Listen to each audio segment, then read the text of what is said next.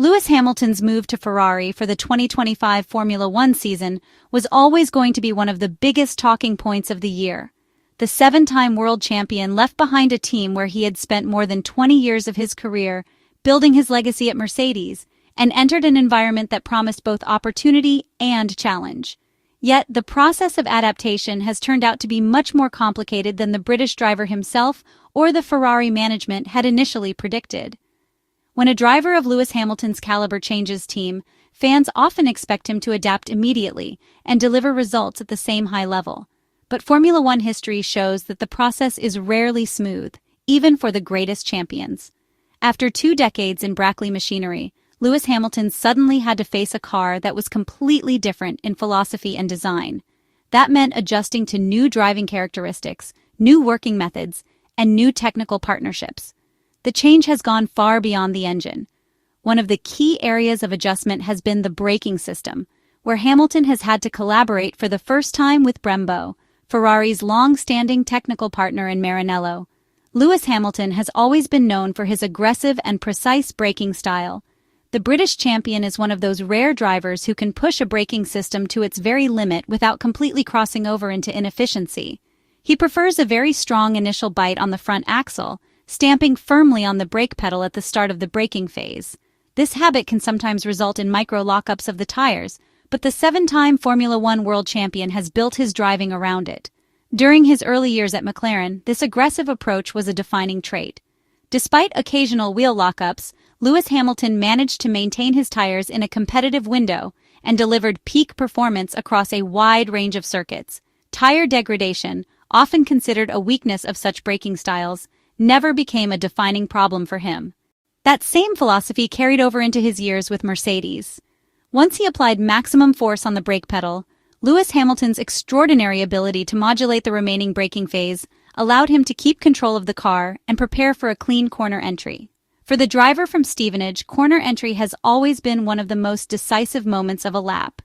To be fast, he needs to feel completely in control of the car's behavior. This trait is not just a stylistic choice. It is fundamental to his ability to consistently fight at the front. This style demands not only natural talent, but also a car that responds with sharp reactivity and precision in wheel positioning. At Ferrari, however, Lewis Hamilton encountered a braking platform that, while technically excellent, was very different from what he had experienced before. Brembo supplies braking systems that are among the best in the world, but familiarity plays an enormous role in Formula One. The differences compared to Mercedes' setup may seem subtle on paper, yet in practice they have left the Britons searching for the right level of confidence. The real issue is not about which supplier is better. It is about adaptation. After so many years working with one specific set of tools and feedback responses, Lewis Hamilton has been forced into a learning curve. That process has not been instant, and it has caused more discomfort than either he or Ferrari would have liked in the early races of the season. Yet to reduce Lewis Hamilton's current difficulties solely to braking would be oversimplifying the situation. Formula One cars are finely balanced machines where braking, tire performance, aerodynamics, and setup are all intertwined. At Ferrari, the SF-25's aerodynamic philosophy has created challenges of its own. A certain level of controlled instability at the rear of the car has become a feature of the setup, something Charles Leclerc has grown accustomed to over the years. Since 2020, Charles Leclerc has often had to drive cars that required extreme compromises, sometimes sacrificing rear stability or downforce in order to gain straight-line speed. For the Monegasque driver, this trade-off has become second nature.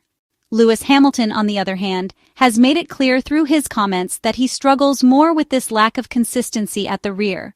His discomfort is not hidden. For a driver whose style is based on feeling absolute confidence when entering corners, instability at the rear undermines his ability to extract performance.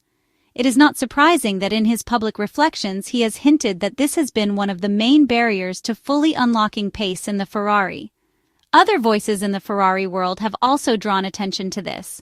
Former Ferrari mechanic Francesco Cigarini, who spent decades working for the Maranello squad, recently underlined that the Briton has not yet managed to make the Ferrari setups work in the same way as Leclerc. This highlights that the issue is not just personal style, but also how the car responds to different approaches. Adding to these complications is the persistent problem of tire management. The Ferrari SF-25 has often struggled to get its tires into the optimal operating window. This issue becomes especially visible under heavy braking. When the tires do not deliver maximum grip, the car becomes more unstable, which directly feeds into Lewis Hamilton's braking struggles.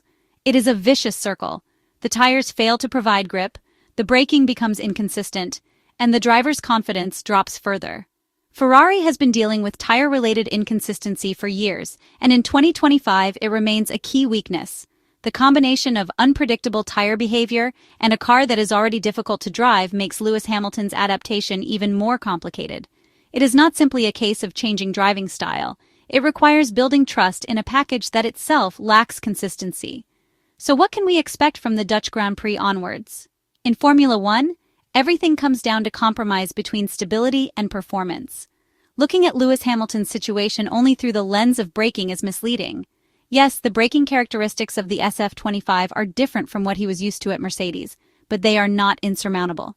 A driver of his caliber can adjust within a handful of races.